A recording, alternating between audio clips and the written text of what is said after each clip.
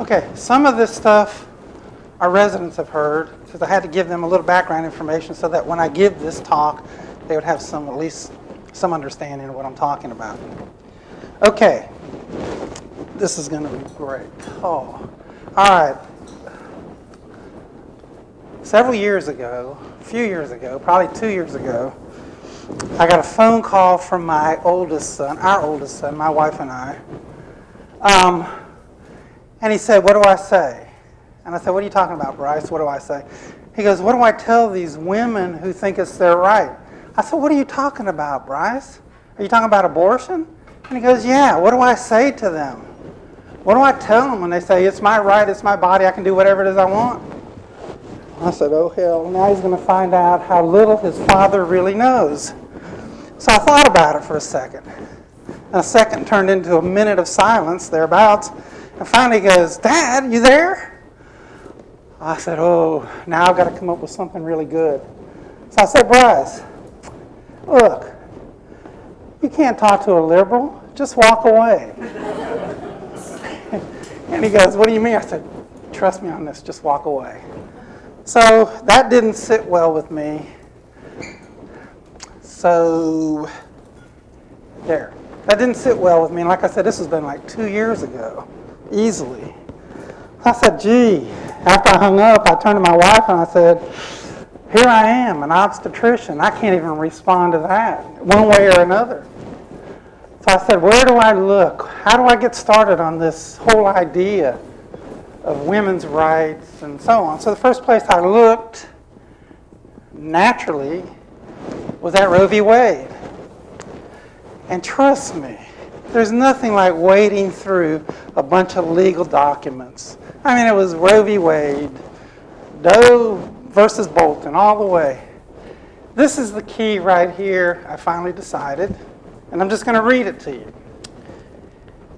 In Roe v. Wade, Justice Blackmun, he gave the majority opinion, wrote, if fetal personhood is established, in other words, if it can be established that the fetus is a person, the case for abortion, of course, collapses, for the fetus's right to life would then be guaranteed specifically by the 14th Amendment.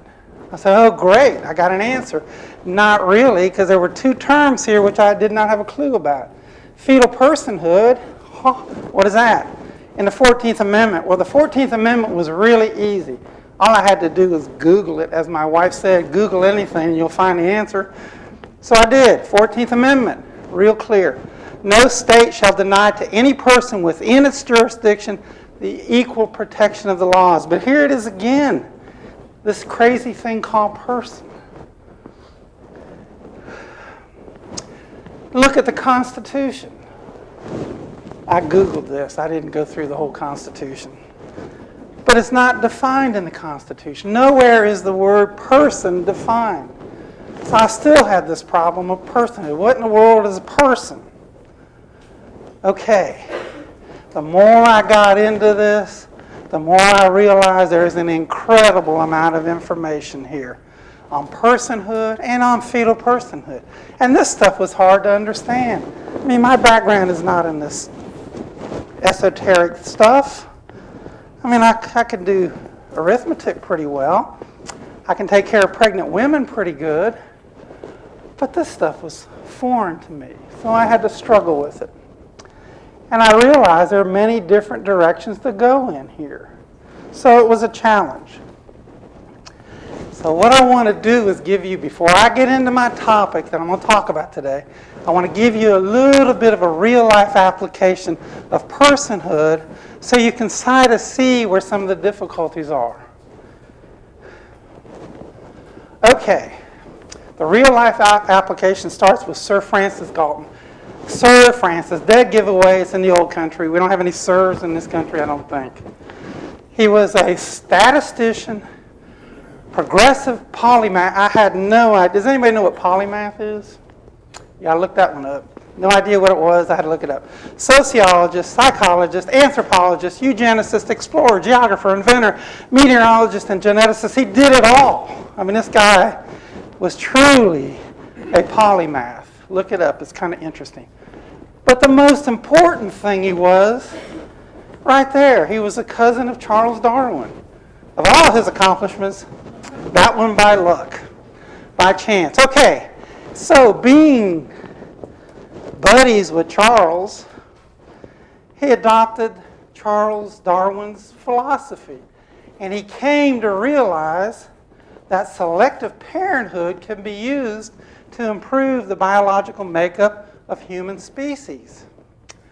And he looked at human worth as a collection of observable properties. And what he then proposed that they restrict the breeding of the feeble-minded. All right. Now, this mindset traveled from the old country to the new country, and this was back in the early 1900s, when it was established right outside of Washington in Maryland, the Eugenics Record Office. And what they did there, this is really interesting, they went around getting pedigree, creating pedigree charts of defective families. And from these pedigree charts, they concluded that feeble-mindedness was an inherited property. Incredible science. President Theodore Roosevelt even got into the mix, and he said the following: failure of couples of Anglo-Saxon heritage, their failure to produce large families would lead to race suicide. And then there was established the American Eugenics Society, where they went around the country, actually held, whatever we have like nowadays, state fairs, that's it. And they went around the country encouraging high-grade people to reproduce at a greater rate for the benefit of society. This is true stuff, okay? I didn't make this up. Okay, then came in Harry Laughlin. He ended up being the director of the Eugenics Record Office. Harry's big claim to fame was that we need to have sterilization laws. So he put forth a model sterilization law. And the basis of this is his realization that there are biologically and genetically inferior human beings, that the inferior human beings reproduce faster than the superior humans, and that was most of the source of problems in society. So, what he realized is these undesirable traits could be eradicated by preventing the unfit from reproducing. And from there, what emerged were compulsory sterilization laws in over 30 states, and more than 60,000 sterilization procedures were performed on disabled people. Okay. Then came along Carrie Buck. Carrie Buck was a 17-year-old. She had a child out of wedlock, and her mother was a prostitute. As a matter of fact, her mother was housed in what is called the Virginia Colony for the Epileptic and Feeble-Minded. And what they concluded there after meeting Carrie and evaluating her, that Carrie and her mother, Emma, shared the hereditary traits of feeble-mindedness and sexual promiscuity. So the superintendent of the Virginia Colony decided that Carrie should be institutionalized and sterilized. Well, obviously this went to court. At the trial, the colony superintendent testified that Emma Buck had a record of immorality, prostitution, untruthfulness, and syphilis. These people from the state of Louisiana, no, I'm kidding. These people belonged to the shiftless, ignorant, and worthless class of antisocial whites of the South. And to make their case, they brought in a sociologist and a Red Cross nurse who examined Carrie's baby, and lo and behold, this baby was below average and not quite normal. So the judge, based on the evidence, determined that Carrie should be sterilized to prevent the birth of other defective children. Well, this went to the United States Supreme Court. Oliver Wendell Holmes was the Chief Justice at that time. Let me quote, "It is better for the world if instead of waiting to execute degenerate offspring for crime, or to let them starve for their imbecility, Society can prevent those who are manifestly unfit from continuing their kind. The principle that sustains compulsory vaccination is broad enough to cover cutting the fallopian tubes. 3 generations of imbeciles are enough. So lo and behold, they sterilized Carrie into the story. Okay? Now, I think this is a good step into what I want to talk about today. What can we learn from this little historical vignette? First of all, personhood was defined entirely by properties that the individual possessed or didn't possess. Persons were those who exhibited superior properties. Not a person exhibited inferior properties, feeble-mindedness, disability, deviant behaviors. And who got to decide that? Who made that distinction between personhood, or this is a person, this is not a person? It's the people who are in power. Those are the ones that make the distinction. Okay. We see the same thing here. And this is probably the last I'm even going to mention about abortion.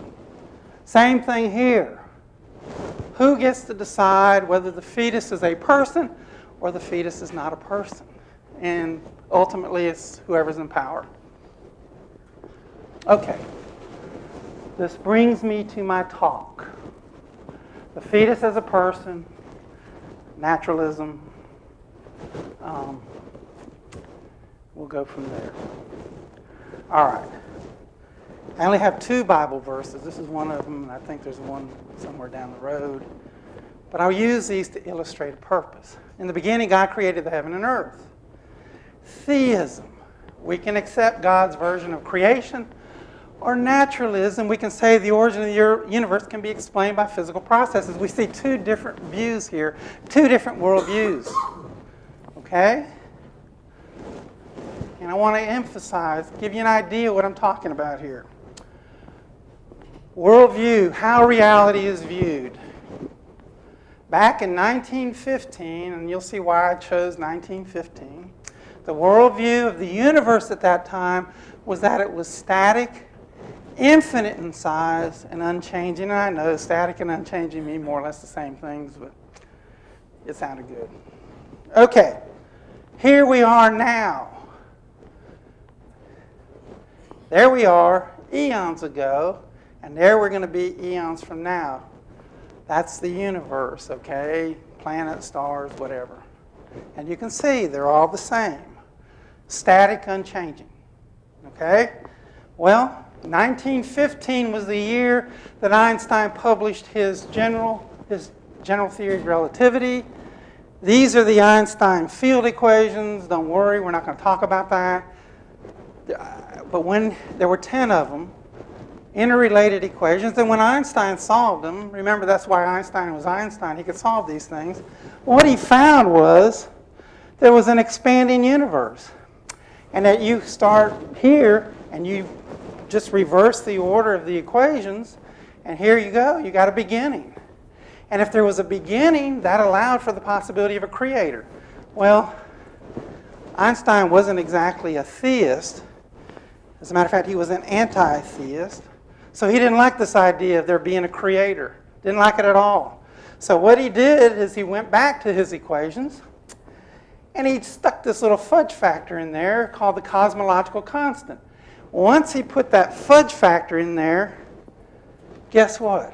Now you have a static universe, no beginning, no need for a creator.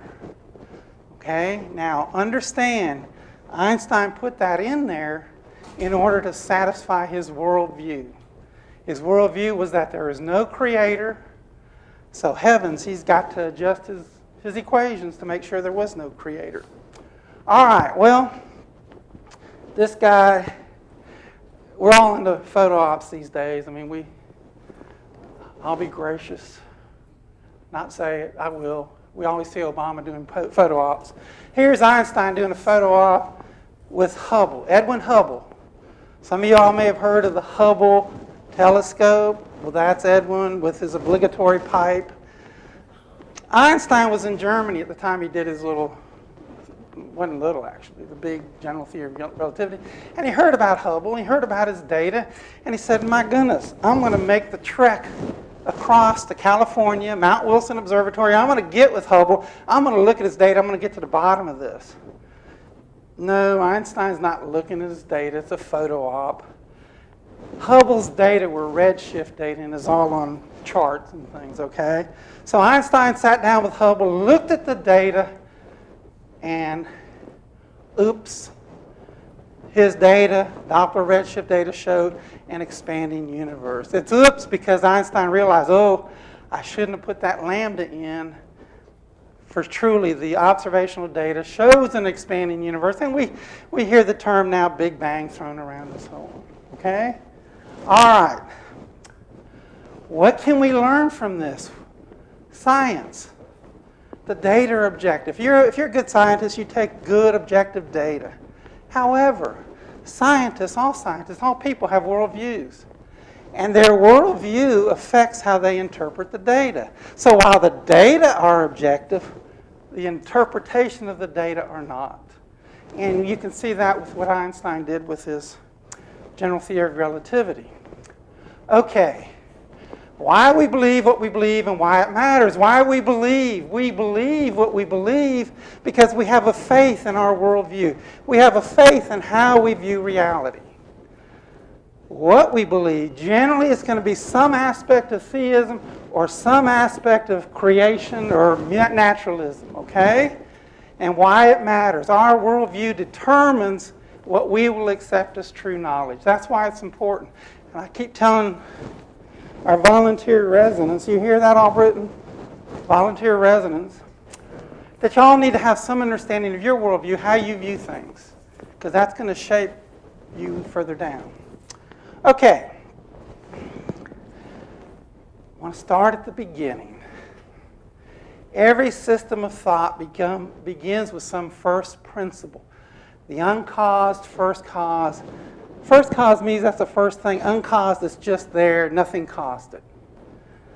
The uncaused first cause, if it's not God, it will be some dimension of creation. The uncaused first cause is accepted by faith as being true, and it shapes everything else that follows. For naturalism, the uncaused first cause is physical matter. Now, I've thrown this term around, naturalism. The simplest way to let y'all know what it is kind of give you an overview. Naturalism is a philosophical belief that all that exists is physical matter. All that exists are the things that can be studied by the methods of science. Naturalism treats the supernatural as make-believe. It invokes physical explanations for all phenomena. All observations must be explained by natural laws, and the natural laws are blind, undirected, and unchanging. This is kind of an overview of what naturalism is. Okay, this is the second Bible verse. So God created man in his own image. Okay, we're talking about personhood. Man somehow got to be man. Theism, we can accept God's version of the creation of man. Or naturalism, the origin of man can be explained by physical processes. These are the two worldviews that we're dealing with. Theism, accept God's view of creation. Naturalism, try to explain it all in terms of physical processes. Opposing worldviews. Man is made in God's image, and this explains personhood, or personhood can be explained in terms of physical processes. Okay, so that's where we are. Two different worldviews. The one I'm going to talk about today is naturalism. And like I said at the beginning of all this, the concepts are difficult, the words are difficult, some of it doesn't make any sense, probably to the people that even wrote it. This functionalism, it's a form of naturalism, and this is what is used as a basis for personhood in the naturalism worldview. So we're going to struggle through this. Now, Mind and brain. Strictly speaking, these are two separate things. The mind is where the the thinking comes from, the awareness of self, reason, logic. These are all immaterial things. The brain, that's the physical. That's where the neural pathways are, the neurotransmitters, the ion fluxes, all these things. But mind and brain are separate. But what functionalism does is it combines mind and brain. It combines the immaterial and the physical. I put a question mark there because it's kind of like voodoo, how they do it. But no, seriously, there's a way. I don't know how they do it. But they assume mind and brain are more or less the same thing. That this complex, mind and brain, generates these properties, consciousness, self-awareness, reason, and it's these properties that define personhood.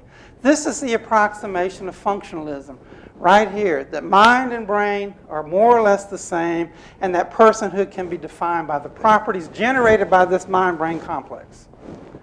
And that's what we're talking about for functionalism. Now, since I had to struggle with this, and this was a nice slide, I went ahead and included it here. Okay, conceptions of functionalism, two kinds, threshold and scalar. Now, suppose the property that defines personhood is math. And a person is the ability to do math.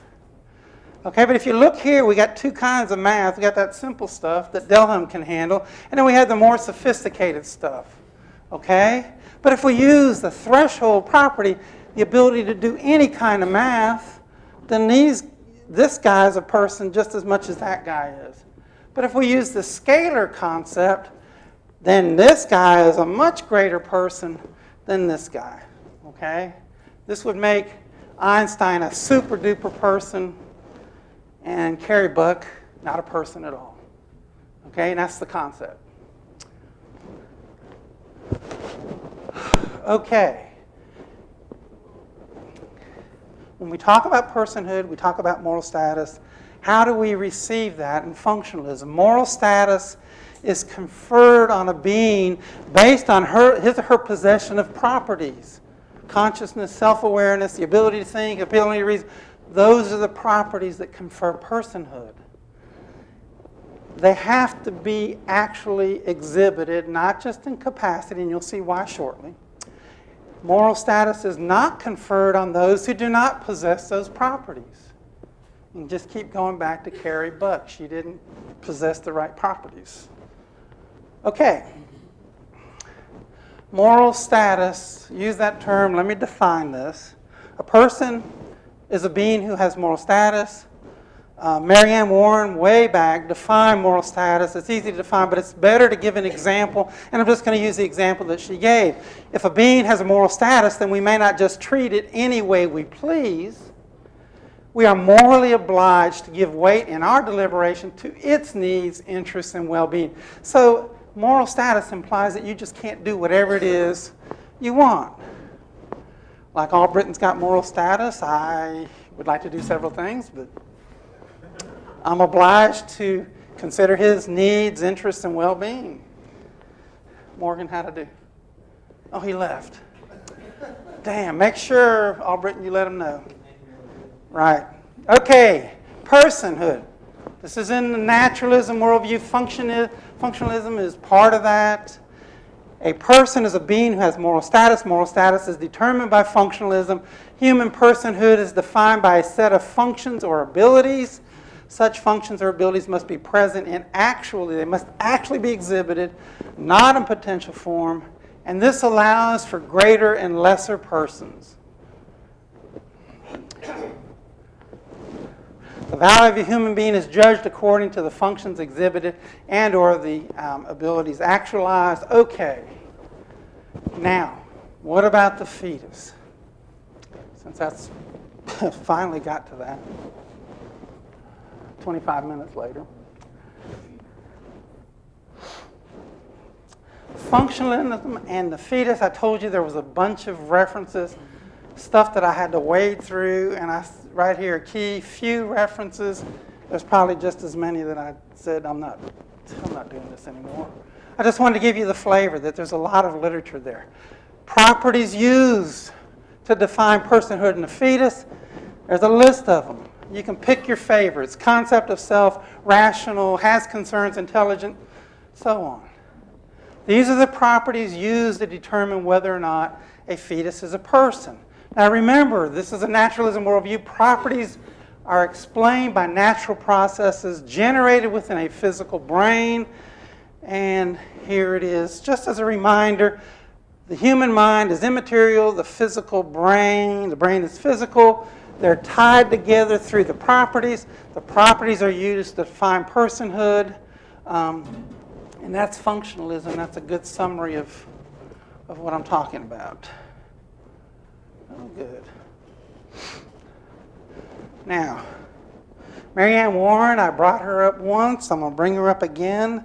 This is considered to be the paper that proved the fetus is not a person.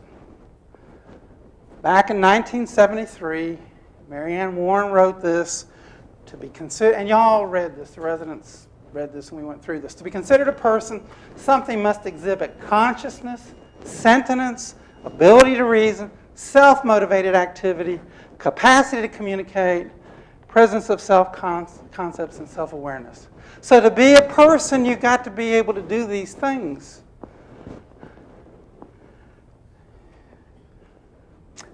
Bonnie Steinbach, recently, Bonnie Steinbach, she's a philosopher, pontificator, I don't know, whatever, many, many things. She wrote the following. The implication for the moral status of the fetus is clear. Fetuses have no person-making characteristics. Just as a reminder, fetuses do not possess any of these characteristics. So Bonnie went on to say, even late gestation fetuses have fewer person-making characteristics than most adult mammals, even fish. How many are fisher people in here? I'd say fishermen, but if fish do not have a right to life, then neither do fetuses. That's pretty simple. That's pretty clear cut. You go out fishing, eat the fish, do what you want with the fetus. And this is how it's done. Properties are identified by observing normal, healthy adults. These properties are then taken and applied to the fetus. So naturally, the fetus is not a person. The fetus is not an adult and does not possess the stuff that adults possess. But there is a problem here. So we're going to kind of take a little bit of a closer look.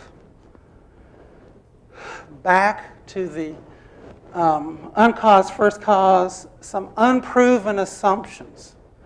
Every view of personhood proceeds from some assumptions which themselves cannot be proved. For functionalism, these unproven assumptions are as follows. Personhood can be reduced to a set of properties. So you can define personhood in terms of a set of properties. That's an unprovable assumption. Choice of properties at the discretion of man. You saw all the references I listed and all the different properties. Seems like pick and choose and you can define personhood. Unproven assumption. Properties observed in normal adults can be applied equally to all. You take the adult and apply it to the fetus. It's assumed to be okay, but it's an unproven assumption. Okay. Does this agree with our intuitions of goodness and rightness? Does this provide an adequate account of our estimation of the value of human life? Albritton, what word's highlighted here? Our, okay. This means that we all have something inside of us that we judge as good, not good, right, wrong. And we also, whether we verbalize it or not, we have some estimation of the value of human life. So the question is, does functionalism provide conclusions that are consistent with what we think ourselves? When does a being become a person? Michael Tooley, another philosopher from Australia, now at the University of Colorado. There's a theme, if you know many Australians, but geez, I didn't say that. All right, the crucial issue, it seems to me, is at what point a developing human acquires the capacity for thought. He thinks the ability to think is the most crucial part of personhood. I attempted to survey relevant scientific literature. So, right away, you know this is a naturalism worldview. He surveyed relevant scientific literature and concluded that a capacity for thought emerged only sometime after birth. Okay, McMahon, philosopher, I don't know where he's at, but he's not Australian either. Those who believe abortion can be justified, but that infanticide is never permissible. Okay, so look, pay attention. Abortion and infanticide. Abortion is justifiable. Infanticide is never permissible. People who adopt that face a problem of consistency, for there is no intrinsic difference between a premature infant and a viable fetus. So you have a fetus. 2 seconds later, you have a premature infant. There's no intrinsic difference between them. So what McMahon brings out is, okay, it's okay for abortion, but as soon as the baby gets here, oh, we got a problem, because there's no difference between the two. Peter Singer, he's at Princeton. Human babies are not persons. The life of a newborn is of less value than the life of a pig, a dog, or chimpanzee. The grounds for not killing persons do not apply to newborn infants. Remember, newborn infants don't have those abilities to think, to reason, to use logic. So they are not as much value as a pig, a dog, or a chimpanzee. So now we're entering the grounds of justifiable infanticide. The same reasons which justify abortion should also justify the killing of a newborn. Again, this is a personhood, a view of personhood based on properties, and this is the consequence.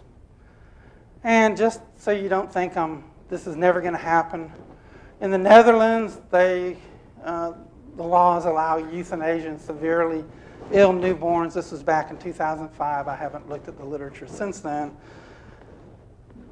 But this concept is out there, and it's been espoused by many people, actually. Okay, do these views agree with our intuition of goodness and rightness? Do they provide an adequate account of our estimation of the value of human life? So that's kind of the way you need to look at this. Okay, but wait. We, the people who are proponents of this, we have a plan B. We can't leave it like that. Goodness, nobody will accept this if infanticide is justified based on what we say. So we have plan B. Bonnie Steinbach, our friend. One obvious difficulty, what we're talking about, is that this view excludes, she was talking specifically about the list put down by Warren. This view excludes many individuals from the moral community, such as the elderly with dementia and normal newborns. But a potential to become persons cannot be a basis for moral status. In other words, just the potential to become a person, you can't say that's the basis of moral status. And Bonnie tells us why. Because then it becomes a basis for establishing a moral status in the fetus. And she doesn't want to do that. So, what she recommends is modify that list so that it does not exclude so many from the moral community. And here's how she does it. If the bar is too low, got to be careful. If the bar is too low, any living creature will receive moral status. You can make it really low, and cockroaches and all that assume moral status. But if the bar is set too high, beings that lack consciousness, such as human babies, will be excluded. So what she's doing is exactly what Einstein did. There's her fudge factor, the bar. She's done this to maintain her worldview that that's a person and that's nothing more than living tissue. And that's what's going on here. So what she proposes, and many others propose, sentience as the marker for personhood. Sentience is the ability to have subjective experiences. Sentience, all sentient beings have moral status, and only sentient beings have moral status. The nervous system of the fetus is too immature to make possible any perceptual experiences. Therefore, the fetus is not a sentient being and has no moral status, but the newborn baby is sentient and can have a moral status, and does have a moral status. Okay, so she's adjusted that bar, decided on sentience, and voila, solved the problem. But there's a problem here. Anybody who's reversibly comatose does not have sentience, has no subjective experiences, so they're not a person. Anybody who's momentarily unconscious, the patients that we take back for surgery, they're momentarily unconscious, so they're not persons. And when you sleep at night, you're not conscious, you shouldn't be, you're not a person. Not only that, but persons now become, non-human animals become persons. They have subjective experiences. They feel pain. And my little Ollie, when I pet him, I'm assuming feels pleasure. Okay, so there are problems. All right, let me summarize this. Functionalism embodies a worldview. That worldview is naturalism. It's based on observations made in normal, healthy adults. And those properties are then imputed to the fetus, and obviously the fetus is not a person. There are many different properties and abilities proposed, and that speaks to the arbitrariness of this approach. And it yields counterintuitive results, justifiable infanticide. For most people, it's counterintuitive. And finally, to make this thing work, they've applied a lot of post hoc modifications in order to maintain a worldview. Okay. Now, one last bit of naturalism, and you can see what I've written here, why it must fail. And let's see if I can explain this. Naturalism views personhood in terms of properties. Now remember, there's an immaterial mind and there's a physical brain. Naturalism assumes the mind and the brain are the same, and that this mind-brain complex generates these physical properties, so that a person is a physical brain which functions properly. That's it in a nutshell. A physical brain that functions properly, that's a person. Okay. Now, I can't explain the mind, okay, but I can give you a kind of an idea of the uniqueness of the mind. Remember, the mind is that immaterial thing that naturalism lumped in with the physical. Suppose I'm hammering nails and I hit my thumb with the hammer. The consequence is I'm going to experience pain. Now, first person, I hit my thumb with the hammer and I'm feeling pain. Second person, third person, he hit his thumb with a hammer. First person is internal. It's me that hit my thumb and I know what the pain is. Third person is external. All I can see is somebody grimacing, yelling and screaming a few profanities, and then I conclude that it must be some pain there. Third person can be a scientist, could be a rocket scientist, well, a neurophysiologist, who understands all the pain pathways. I thought, there you go, hammer hits the finger, and this person can describe all the pain pathways. The third person observes. The third person observes the grimacing, the yelling, the screaming, and concludes that there is pain present. Can describe all the neural pathways, but the true first person pain experience, not a clue, because he's observing, doesn't feel it. And that's how science is. Science is a third person perspective. It's silent on all first-person experiences. So science can tell you nothing about those subjective first-person experiences that we all have. Naturalism excludes all first-person experiences. Sensation, thought, moral agency, logical reasoning, these are all first-person experiences that we experience, but naturalism eliminates these by lumping it in the physical brain. Nagel, back in 1974, another philosopher, he wrote this interesting paper, What's It Like to Be a Bat?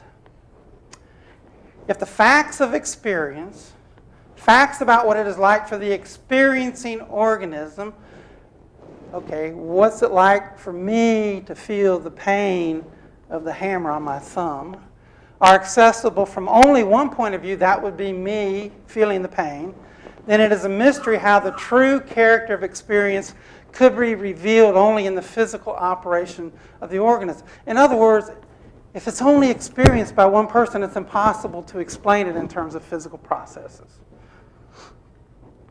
Farah and her colleague, I can't recall who it is, they're neurophysiologists.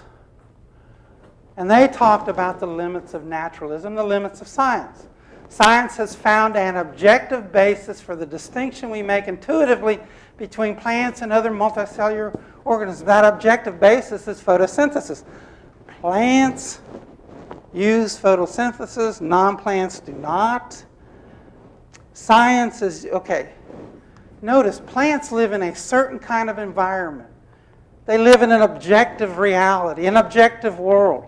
Human beings live in a subjective reality and an objective world. Okay? Science has yet to identify useful criteria for personhood. This is because the category plant has an objective reality only, that the category person does not. We have a subjective reality as well. So science is not able to identify useful criteria for personhood. Can't do it. That's why naturalism must fail. It's just not able to handle the subjective experiences on an individual basis. Okay, final comments. Naturalism is a worldview. A worldview determines what we accept as true knowledge. Naturalism, the worldview, they view reality in terms of the physical, things that can be evaluated by science. And in naturalism worldview, a person is a normally functioning physical brain. As a consequence, their definition for personhood turns out to be arbitrary. It yields counterintuitive results, and to avoid the counterintuitive results, they have to make post hoc modifications to their theory.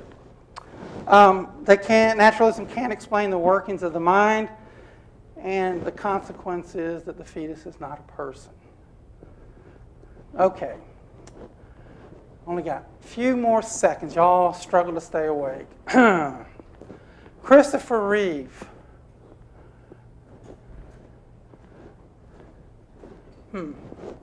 I sent that to Jenny before I modified the slide. Jeez, Lord help me. Okay, Christopher Reeve. Do y'all know who Christopher Reeve was? Superman. Okay, he had a equestrian accident, became paraplegic, and he went around as a big lobbyist, which is a good thing, for stem cell research.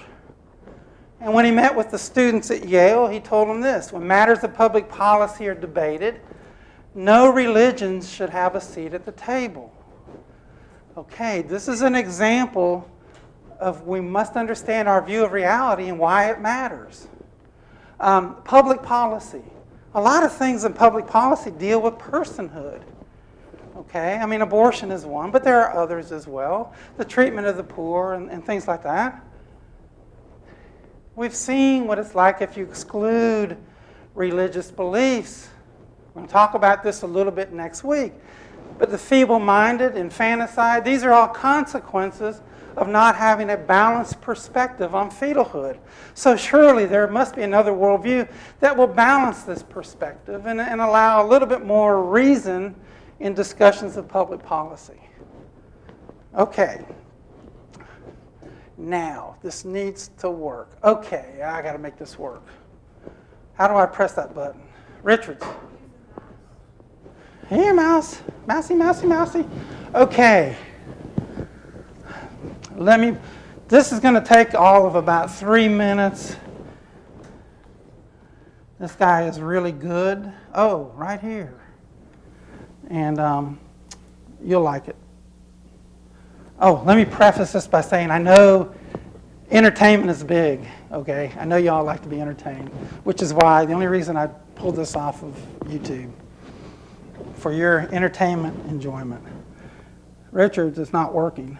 I'm pressing the, oh! The new atheists are determined to spread the myth that science and belief in God are incompatible. I say myth because it's very easy to see that that is far too simplistic an analysis. How can science and belief in God be essentially incompatible when, for instance, so many leading scientists at my own University of Oxford believe in God? I can name the heads of several scientific departments, world famous in their fields, nanotechnology, electrical engineering, and so on, who are believers in God. And in this country, just to name one, William Phillips, Nobel Prize winner for physics, is a believer in God. And what I simply observe is this, that brilliant science can be done by atheists, and brilliant science can be done by believers in God, which shows us, ladies and gentlemen, that the conflict which is real lies much deeper in. It is not simplistically between science and belief in God and the supernatural. It is between two worldviews, two concepts of the nature of ultimate reality. And it is against that background that I wish to make my remarks. The one worldview is naturalism or materialism, there's very little difference between them, which believes that this universe is all that exists, or the multiverse. And that has implications for the nature of explanation. It means that explanation, by definition, must be reductionist from the bottom up, because there is no transcendence, there is no ultimate top-down causation. That was the view of Democritus and Leucippus in the ancient world. But also in that Greek melting pot, there were philosophers like Socrates and Plato and Aristotle, and they did not accept that view. They believed there was transcendence, there was something more. And those two views come barreling up through history, and they divide us in this room tonight. And they divide the professors in the academy, both in Oxford and in Cambridge, in England and in Massachusetts. So what we're talking about, ladies and gentlemen, is worldviews, belief systems, each of them. The one is naturalism and the other is theism. And it's just here that we encounter the first confusion. When I debated Princeton professor Peter Singer in Australia recently, he started by saying to us that his chief objection to religious belief was that people remained in the faith in which they'd been brought up. And of course, I was a prime example. So just to redress the balance, I asked him publicly about his parents. I said, Peter, were your parents atheists? And he said, yes, they were. So I said, you remained in the faith in which you were brought up then. Oh, but he said, it isn't a faith. Oh, I said, I was under the impression you believed it.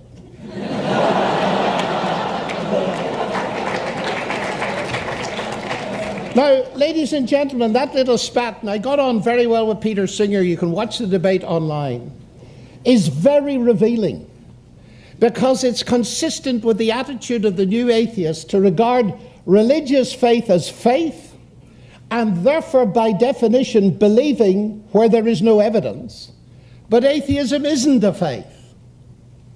And of course any philosopher could point out to them how trivial that is. It is very important to see that we are dealing with two belief systems.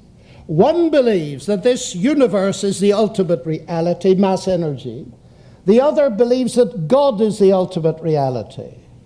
And the burning question is, what evidence is there for the veritas of either of them? the truth of either of them? And in particular, what way does science point? And therefore we need to be clear that the kind of faith that the new atheists are describing is what most of us would call blind faith. It's dangerous, of course. But faith, in its ordinary dictionary sense, derives from the word fides. It means trust. And all of us know that we don't usually trust people unless we're gullible, unless there's evidence to do so. We don't trust the banks either unless there's evidence to do so, but that's another story. But the banking crisis has at least taught all of us the difference between evidence-based faith and non-evidence-based faith. And now I cannot, of course, speak for other religions. They must rightly speak for themselves. But I'd like to make it very clear that Christianity is an evidence-based faith. One of the central statements of the Gospel of John is, "These things are written," he said, "that you might believe that Jesus is the Christ, the Son of God, and that believing you might have life in his name." In other words, here's the evidence. I've selected it in order for it to provide a basis for your trust, for your confidence, for your faith. For more information about the Veritas Forum, including additional recordings and a calendar of upcoming events, please visit our website at veritas.org. Well, okay. I gave you that just so you really see that the conflict is really between worldviews. What people will accept as true knowledge, it's always a problem. The different worldviews, one of naturalism and the other is theism. Next week I had planned to do basically theism, but I ran into some difficulties. So I'm going to talk about this a bit more next week. Right now, does anybody have any questions?